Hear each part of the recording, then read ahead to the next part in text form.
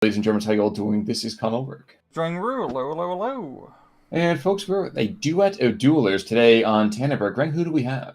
On the left-hand side, in the blue, we have I Run the Internet, playing for Fauci Miyaga with Maverick Income. Right-hand side in the red, we have Onord, playing Group as Luco, also with a Maverick Income. Now, you might be asking yourself, why is it that we have all this action happening immediately? Can't we give the introductions a little bit sooner? And peering behind the curtain, you'll discover in one of our upcoming blooper reels, as long as you buy the DVD, what happened in this particular case. Yes, there's zero errors which has happened. This is a purely functional and on-stream production here. Exactly. We're doing it live. Yes. But looking over here in the meantime, we do have ourselves, with I Want the Internet, kind of really pushing the tonality of this conversation to the northern side quite a bit. And I have a soft spot in my heart for the LG-40, because it looks like something out of Star Wars. It's a very cool gun. And also as well, Lord of the PTRS, or Onord, living up to his name, and well, he brought out a bunch of PTRSs. He has a bunch in the rear line now, so he probably tried to get some cheesy snipes. So of course, PTRS have been thankfully nerfed a bit to not completely kill all infantry. True. But 400-meter range on those light vehicles is still ridiculously intense. I'm actually quite impressed to see this at Panther early call-in. Oh, Super yeah. early call-in, honestly. That is spicy up there. Yeah, with full Fauci, your tank options is quite interesting, because it's all just heavy tanks, so you just have to make do with them. So that's exactly what he's doing. I mean, a Panther early on is a pretty powerful piece of equipment, but also he has an Su-88. Yeah, there is. So the Su-88, why should that matter, sir? It's long range, it can make Panther go kaboom. If it gets close, Panther will make it go kaboom, because it has no armor. And that's really the question, isn't it? Is that which part of the animal jungle do we think is going to win here today? Probably super early Boston. I'm actually kind of surprised. I would have expected to see maybe some kind of bombing with IL-2, or heck, even a bombing. Bombing Boston don't come in until B, and that is certainly such a long time to wait. But we'll see. Yeah, we're just pretty standard 50-yard line action here. We've got another Tiger another heavy tank, I should say, being brought in down south, a Tiger tank. So, yeah, Internet really investing heavy in the heavy armor early on. I am quite impressed to think that a lot of this town fight has not just turned to a massive grind for one side or the other, but we are seeing action all across the line, which it's kind of surprising. Usually we see one side just get completely and totally hammered, and that's that. Yeah, trying to control both north and southern towns is pretty vital on this map, as they really allow you to, leverage a lot of action, and also because this is a lot of open ground around the town, so you don't want to be stuck in the open ground. You're not really seeing much action at the central forest position, neither side really wanting to play in the trees. Fine. I think it's one of those things that there's bugs under there, and it's really not the most healthy of areas. Ticks. It's awful. Now, of course, you say ticks, you mean like mental ticks, right? Like compulsions, I assume, correct? Also, those are the only ticks I worry about. Exactly. People living in my rules. That ticks of damage. But the Tiger might run... No, okay. I thought it was going to go maybe a little bit further north in that 500-meter range, which is down to 400, thankfully. Would have been very interesting to see if that PTRS could have critted that Tiger into immobility before too much longer. Yes. That Tiger's going to be hooking around the northern flank, and he should have a pretty good leverage on his position here. There's not a whole lot of anti-tank here. It's probably going to be one of the big problems for Onord, is he doesn't have a whole lot of heavy anti-tank in his deck. It's really just the Su-85 and the two Tigers on his end, which he can bring up as well. So it's probably have to rely a bit on the IL-2 cluster bombers in B phase to get through the Fauci Miyaga tanks.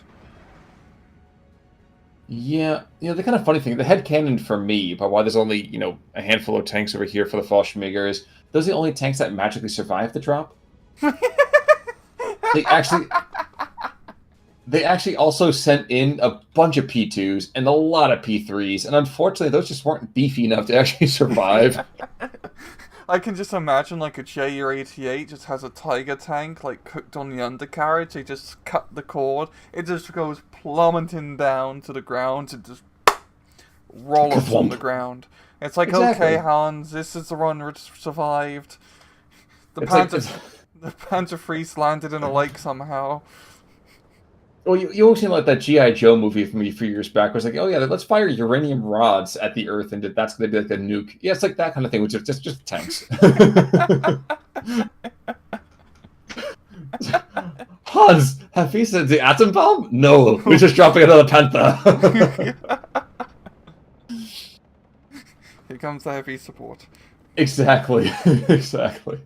But finally, IL-2 is being brought in here to the northern side. We have one come in to bomb the south central position. And again, first Fallschirmjäger, a lot of Italian planes. You do. And light Italian planes, I should mention. Yeah. IL-2 proven once again it is an aircraft to be feared. But all the Panther and the Su-88 are rather close quarters here. This could get dicey. But the Su-88 didn't actually somehow reveal itself when it fired. Oh, he got one shot, buggered off, didn't want to take the heat from the Panther, but the Pak-41 is here, and that Pak-41 is more than capable of dealing with that Rhino. If he, manages to fire at some point other than the ground. Dear Lord, the thing's the size... I would say it's the size of a tank, but it's kind of obvious. There we go. Down it goes. That's a... Well, that thing was eventually going to die. It's a Nashorn. But still, in this point of the match, without being able to kill Panther of it, that's definitely going to hurt quite a bit, because this northern side is slowly starting to collapse. It's really just some infantry holding the far northern town. Well, let's not get ahead of ourselves here. I mean, we still are in Phase A, which means that we're still not... never mind, I just realized that there's only got 34s in Phase B. Here was about to talk about the victorious opportunities that we have over here with Onord, but he's got to probably depend more on his Su-76s, which is not really the thing you want to be thinking about. Yeah, I think it's really just going to come down to artillery and air power to deal with these heavy tanks. He still has the two T6 Tigers in B phase, but that's more of a 50-50 rather than a direct counter. Well, think about it, even if you trade out, that's all well and good. But there still are actually more Panthers than you have T6s, so... That's the SU. Down south is looking a bit better here for Onord. He's got the Su-122 in at close quarters. That can blow up a Tiger. He'll have hit the turret. The Tiger will probably get the first shot. And the Shrapniki and the BA-10s leading the charge here. And they can actually go rather well against Fallschirmjäger infantry. Because, as you might know, Fallschirmjägers are pretty damn scary stuff. So, it looks like the Su-122 is actually going to get the first shot. Oh, never mind. No, loses line of sight, yeah. That was lucky. That said, that OB-25 down to the south is actually putting a lot of damage over into that Tiger. Being golf balls, apparently one of them gets stuck in the tailpipe. And the 122 can be aggressive, actually, at this point. He would actually, I would argue, have a mobility advantage. Yeah, the Tiger's... Oh my god, here it comes. A bit distracted with the support gun there, so he can get a side shot. Doesn't need a side shot. Very good kill. I mean, that Su-122 can be a pretty deadly unit at close quarters. At long range, it leaves quite a lot to be desired, but when you have a 122mm heat shell, well, as you see, I was about to say, things go kaboom, but it bloody missed, like, the tank-size anti-aircraft truck. Come on now. Golf cart with a 37mm in the back? Yes. Oh, yeah, but there he goes. So, the pickup truck goes down, but not to be outdone. We actually have to take a look back to the northern side, because as poor as the vehicle engagements might look, the infantry fight isn't too bad. Yeah, I would argue, anyway. The one nice advantage that Onord has with his tanks, he does have a bunch of T-34s in his deck, which are good, cheap, medium tanks to help hold the line if they're not getting blabbed at long range by Flak 88s and Panthers. Well, I'm trying to think also the LG-40. No, he's... okay. I just always kind of... it's deceptively long range for that thing. Yeah. I mean, it's like a 100... Oh, no, it's not... That's not 42, it's the LG-40. But yeah, Yeah, 1500 meters, 1500. that's really not bad. Not at all. No. Not at It's all. so tiny. IL-2. Oh no, IL-2 is coming in for this tiger. This tiger is doomed. See the frantic clicks to get all the movement orders, but it's not going to be enough. No, he went. Oh yeah, he went right into that. Good bloody pickup, yeah. And whereas not a whole lot of tigers in that Falchamiga deck. So he's actually dealing with these heavy tanks quite effectively down south, and I think Onord is pretty close to picking up the southern town entirely. The question is he sacrificing the north to do so? T6 Tiger, by the way, on the field. Panther, not... Oh, he's hiding behind some trees here, so not being super aggressive with it just yet, which I kind of agree with. Yeah, and Tiger coming in class, dealing with the LG-40, but I don't think it's going to be too much of a trade, as Onord is holding the northern side somewhat real. It's not making any offensive maneuvers, but he's at least keeping it at the 50-yard line. I'm also quite curious to see a couple IL... Oh, okay. Actually, I don't like this. IL-2's called on in, but not giving combat taskings until the A-20 actually kind of gets forced away. One of those is going to find himself getting freaked out quite a bit. The other one potentially as well, but still gets bombs off. Probably going to take out Impact before he goes down. Good pickup, yeah. Seeing a resurgent northern push with the Italian and German Fallschirmjägers. They're going to be hooking around the northern part of that town. Yo, the Strafniki and Strelkies have been holding strong there. Maybe low in ammo, but they're not low in spirit. Yeah, but I think part of the reason that right there is because the Paradis Assaultos, awesome in close combat, but you got to get to close combat first. Yep. Gets the Strelky and now the Strafnikis. Well, they just received an order, no step back. Yes, and that's not to be too surprising, but I would think we... Oh, wait, the Paradis Assaultos are not being engaged. This could be perfect for him. Oh, never mind. Blocks line of sight, but nope. Yeah, the Strafniki turning out to Pavlov's house. Exactly. You know, they ring a bell, more Germans come, and they start to drool. It's actually very strange. But as you tell me, it's being brought on in. Yeah, that's Pavlov's house. That's a little bit different. Yeah, that took a little bit for me to click, but okay. I was trying to see if I could sneak that in there. I wasn't sure. I was like, oh, I'm working on my, you know, my con jokes. You know, I got to work on that new material. MG42, so trying to engage as some of this new infantry being brought on in, not actually going to be too beaten here. You know, one of the things that I'm just thinking about right now, machine guns used to get used for machine gun barrages, which sounds just metal as hell. And I have to wonder how that could be implemented as an actual thing in this game. Give it inaccurate indirect fire, it does good suppression. That'd not a whole lot of damage. Can somebody please mod that? I'd be happy to have that happen. That'd be pretty cool, actually. I don't know. It's one of those things that I think, you know, you end up being, like, when you're a kid and you load up machine guns, like, oh my gosh, this is crazy. You're like, don't charge anything. And then you realize it doesn't matter if you charge it or not. That's going to obliterate you from 1,500 meters over a concrete wall that's, like, I don't know, massive. Especially in the first road draw in the trenches and how static it was pretty easy to set those up. It's pretty metal. It is extremely metal. It's like, you're literally hailing in a storm of bullets. Exactly. It's like metal rain. Or as the Mythbusters once proved, probably the most dangerous thing in the world to test. AS-42 20 mils being brought on in, and these guys, again, ridiculous. Kind of like the South African 57 mils we had seen over here on Tuesday. If you don't know what we're talking about, go check those out. But the 20 mils, not exactly what you call effective fighting platforms, but they are plucky and they are fun. Yeah. They are very useful, especially in this case, considering he needs a bit of reconnaissance to be spotting his infantry. And Iron Internet has been kicked out of his town, but he is ready to put his foot back in there, bringing in both Sturmpanzer IVs. So I think this is pretty much his major push to try to retake the southern town. He just needs some infantry to actually lead the charge. Or just enough high explosives just to level everything else in the meantime.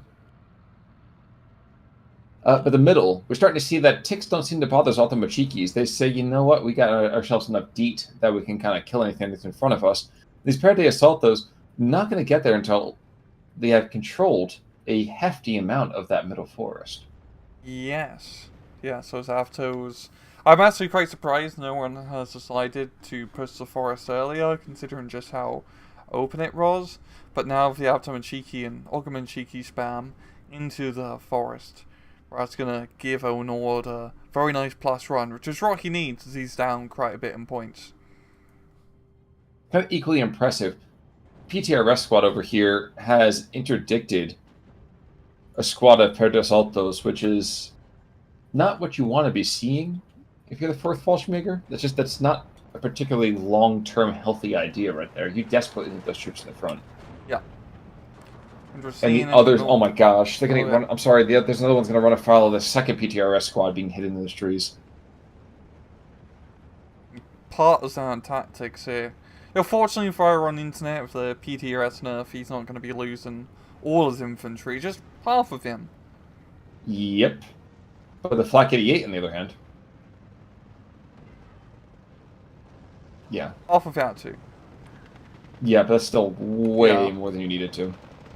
Still very good effective use of the PTRS squad, yeah. The Paradise Assaultos getting their revenge. The PTRS squad took a lot of machine gun firepower.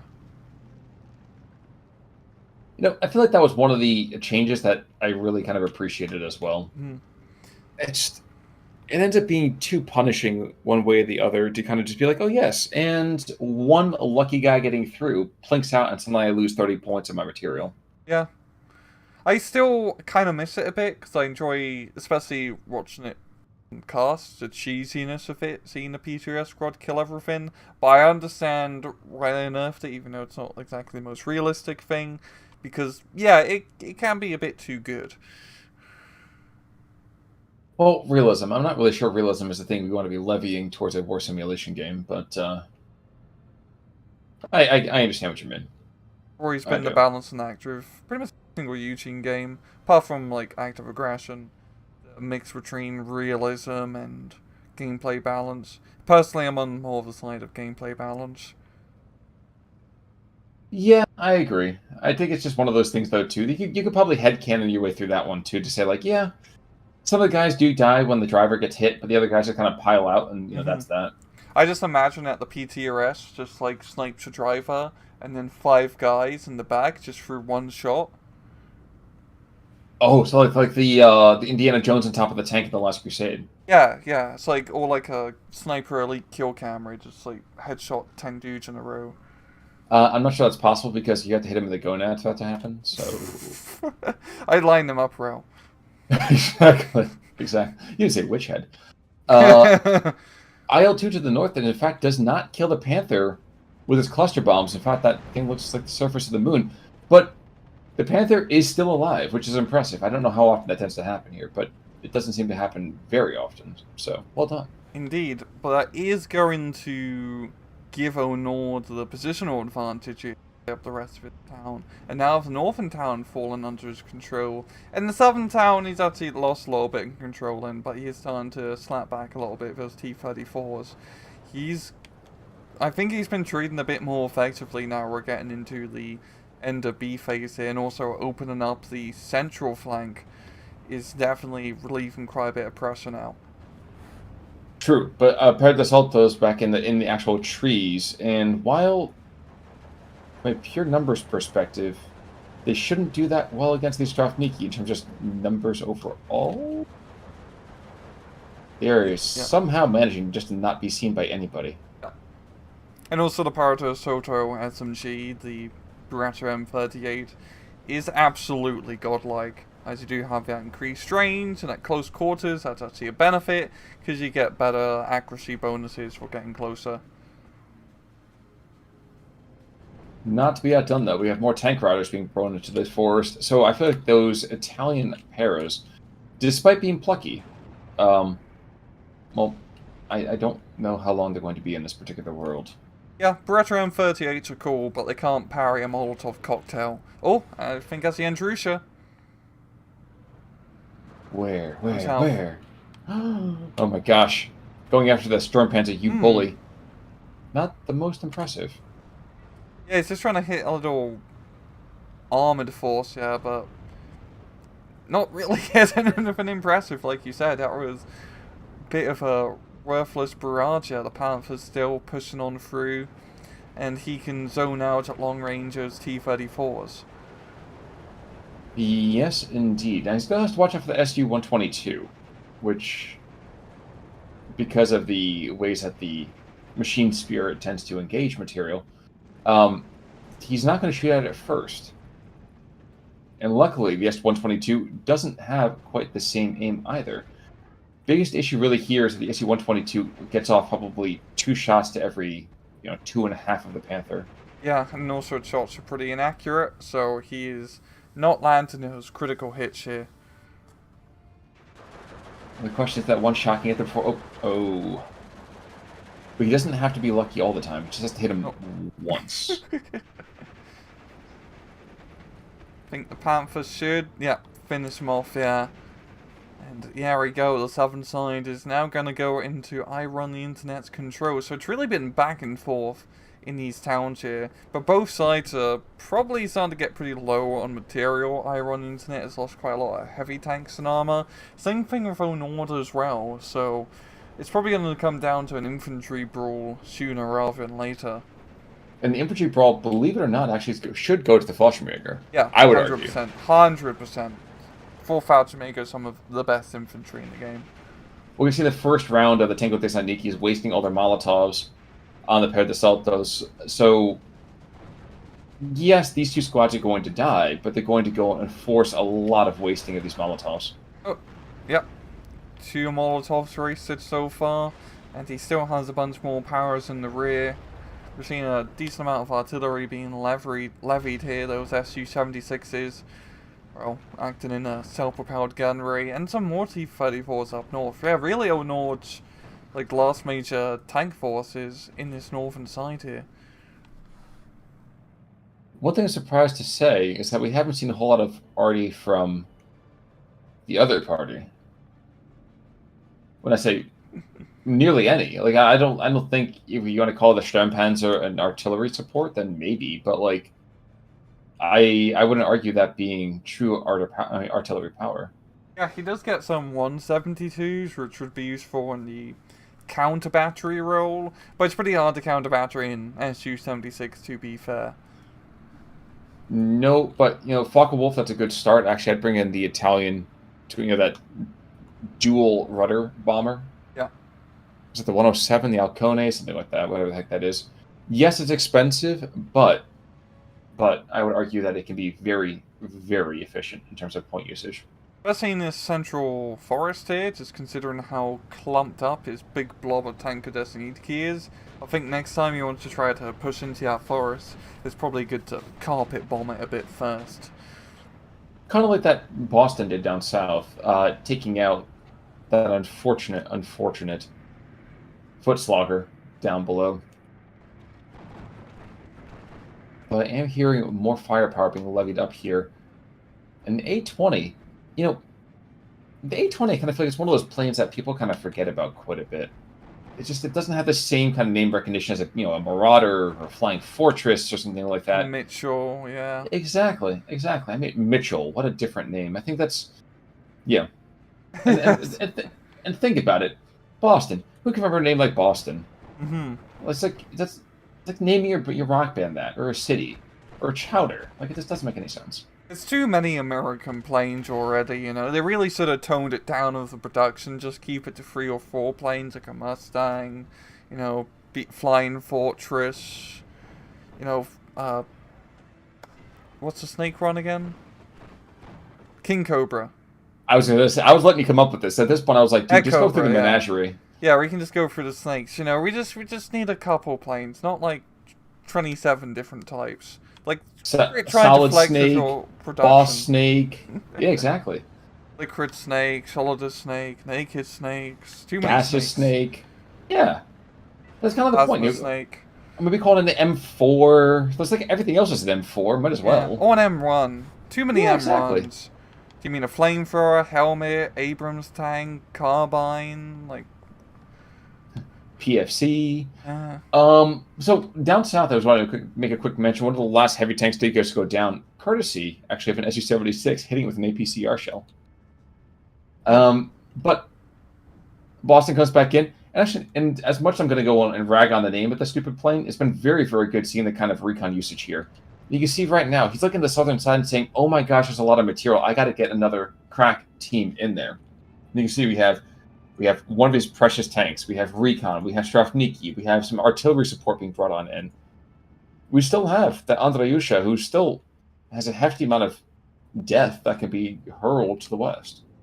Indeed. And down south it's actually possible for Onord to push this quite heavily. There's really no like proper anti-tank here to stop him. We've got the stern panzers on the flank, but well, they can only really ward off enemy tanks, not exactly blow them up.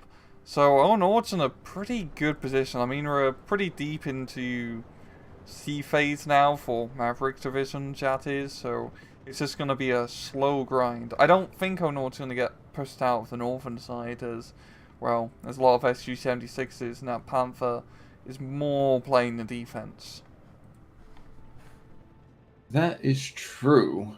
And we have those 42 mil Pac 41s rotating here and there, trying to get shots onto the T-34-76, which is actually quite a fascinating thing. Oh, wait, what the heck happened? So, like, oh, wow. So you picked up a couple of infantry squads, swept around and tied that force, and there is nothing there to really stop him. It's 13-11 already. Yeah, it's a good little flanker for my run internet. And now he's going to pick off his infantry a bit now. Yeah, if that 42 mil can knock out the T-34, he should do pretty well dealing with the rest of the tankos. And then, first of all, so I mean, like, those guys right there, not going to be the most efficient. Yeah. Paradise Alta's moving on in, get the drop, and take out the entire squad. Yep. And then that's exactly what's going to happen. Yep. T-34 should go down here. Oh, loader wounded. Okay. If the pairs can be above half strength, yeah, okay. And that is a big, big loss right there. Yeah, and if he can pick this up, that's going to be 2 flags into I run the internet's control, so he will definitely be running outside. You know, he is going to slowly start losing the southern side here, so it's just rare Onord can try to pick it back up. Okay, he's got another Panther still available, and he's going to be bringing that down south. And he's going to have to really, you know, do some magic with that Panther. Yes, those tanks aren't exactly scary run on run, but just knowing how tank combat works in Steel Division, all it takes is one good critical hit from that horde of tanks to make that Panther combat ineffective. Or, you know, a bombing run from a cluster plane. That would certainly do it. That would certainly do it. But I'm just watching as his infantry over here in the center trying to get picked off. These fresh squads of Strelkies being brought out into Strafniki and being sent away, fleeing, leaving most of their number actually lifeless on the ground. So this is a rather abortive attempt here. Potentially, do you think you can make this a -2? There's that one flag just to the north of the Strelky DPs. Oh, wait. T6 Tiger, Panther. They engage each other to the northern side. Panther is running a little bit low, I would hope, on HE, not AP. And certainly, apparently with the equipment awareness, still doesn't able to get that kill. Tiger comes supreme. That's a really good kill there from Onord. Because he can probably, if he decides to play a bit aggressively, maybe take out one flag where the Paraducci is. At the same time, it's T6 Tiger. He might be getting a little bit too cocky here. Same thing the Fallschirmjäger doesn't hold his fire, and he could have got a really good Panzerfaust shot off. That's okay, that fucking Wolf 190's got it. Never mind. Who needs anti-tank when you got bombs? So SU-76 engaging way down south. Interesting. Infantry noodle contest over here in the center. Perga the Tutsis and Perga the Saltos. Taking out the last of the Russian infantry to the west. So this is a big win right there. Yeah. But that is absolutely huge in the broad scheme of things.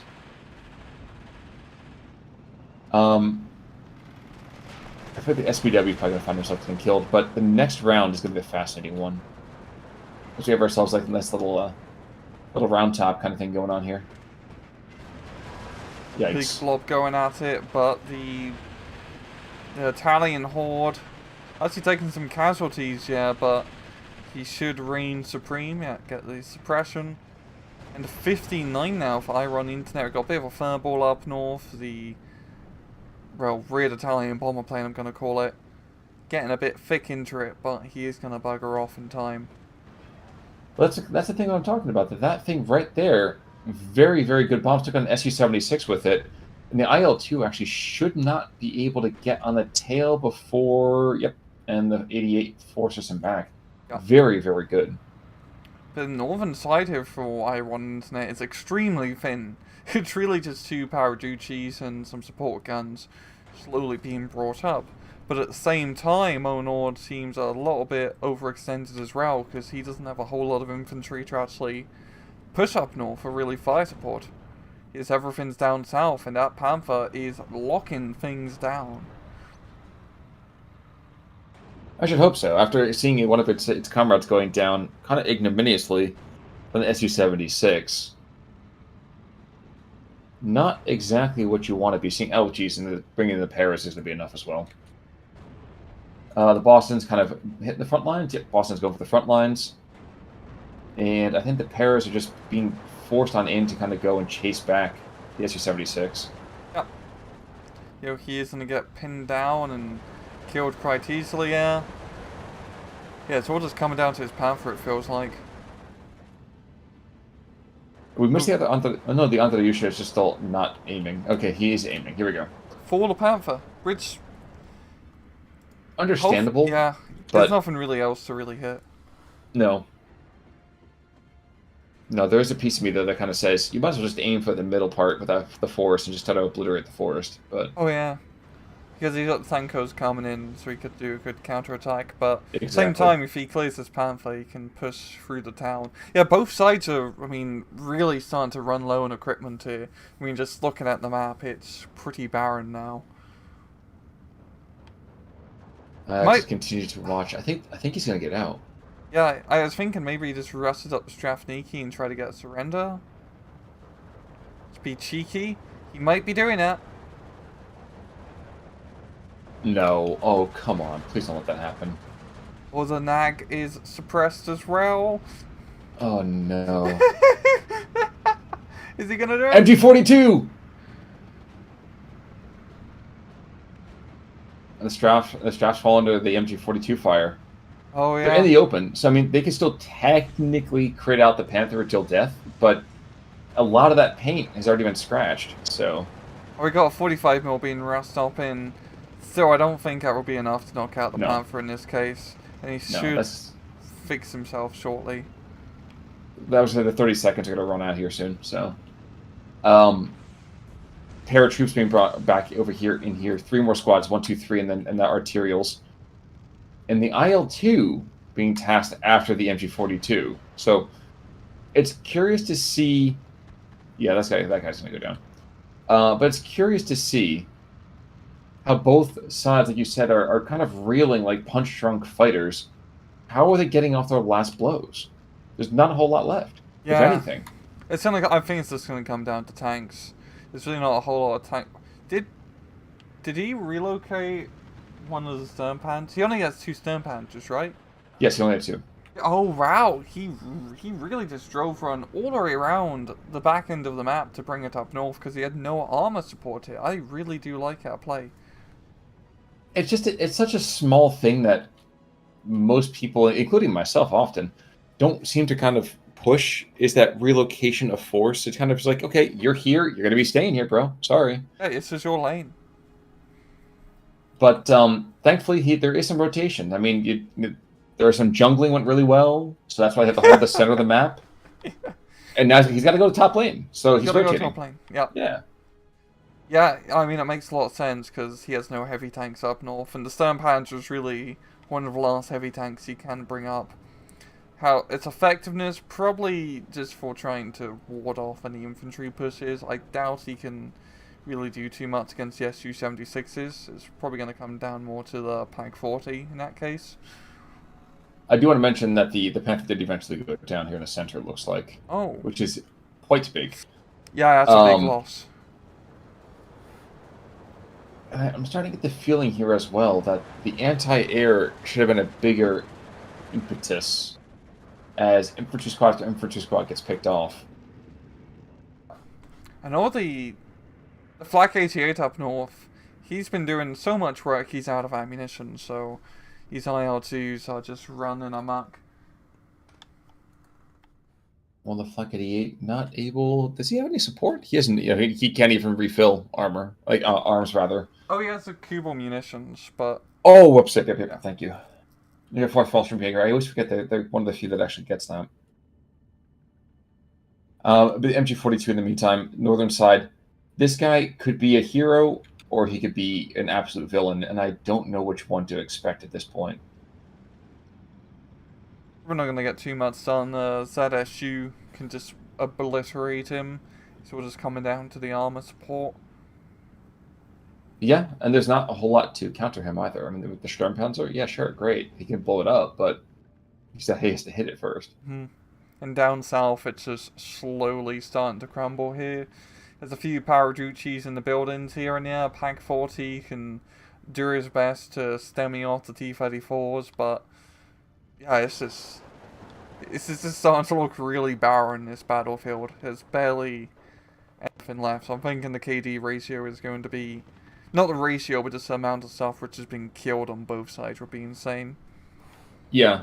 I mean, from an infantry perspective, I would have thought the 4th would have been able to concentrate their force, but the IL-2 play, I think, has been enough just to really, really kind of keep that steady. Yeah, especially for lack of anti-air. Those IL-2s in the late game can really come in cost efficient, because you don't have to pay for the ammunition supply. And then with things so scattered about, an airplane doesn't care. An airplane will fly and bomb you regardless. Well, even the A-20. So the Boston's been doing pretty well. Not always getting kills necessarily, but certainly getting some oomph here or there. Now, ZSU, I'm not sure this Alcyon's going to get in here. It's possible, but I don't know that he's going to. He's already taken a bit of anti-aircraft fire. Yep, And A-20's actually going to put it on the ground for a second, but nope, don't even need to. The Alcyon is, well, gone. Not gone, but temporarily out of action. Yep, and we're going to see a 15 on over here in the meantime for Onord over I Won the Internet. And, it's got to feel real bad over here for I Won the Internet because he had a lot of momentum and then it just started to slip as he lost the last of those heavy tanks. That was a very, very big loss for him. Yeah, it's a very back and forth match. I mean, both sides were playing on those towns quite heavily. But the trades just really came in the favor here for Onord. And then the IL-2 showing once again its effectiveness. Because yeah, especially in this late game, it's just a lot of soft targets. And you just need to pinpoint kill one by one by one. And yeah, you see the tap out. We do. Whoa. We do. Yeah. And there's all the kills. I mean, that's every single heavy tank. I don't think he actually brought the elephant in at any point, which is interesting. Did he not? I don't think he did. I don't think he did. I don't remember seeing an elephant. So he still had one heavy tank in reserve. But it's 200 points, which is 3 minutes of rate in Maverick phase. In C phase in Maverick. So there's a good reason why you don't see it. Tiger over here, killing 2 Panthers. Pretty decent right there. The Boston's got one of the Sturmpanzers as well as some infantry and did a lot of stressful damage. Yeah. Oh, the Su-76 killed another Sturmpanzer. So there are 3 Sturmpanzers. So it's actually possible we didn't see one of them rotate. It's possible we just saw the third one being brought on in. I just can't count. Okay, I see. It's 3 instead of 2. That's a shame. I guess we have to take back our praise. So. Yeah. But Sturmpanzer on the other side, killing a bunch of soft targets. Even pick up the Su-76 over there at the end. Panther killing several targets himself. Because of course his name is Richter. So. And Cherubini over here creating a lot of new angels with red harps. So a lot of killing on both sides, a lot of Daka, a lot of Krumpen. But at the end of the day, Onord just manages to outlast the fourth Fallschirmjäger. So really well done to him. Yeah, traded very efficiently. Yes. Yes. But any final thoughts there, sir? No. Well, folks, in that case, then you know what that means. It's time for us to say goodbye. So until next time, I'm Onord. I'm Rangru, take it easy.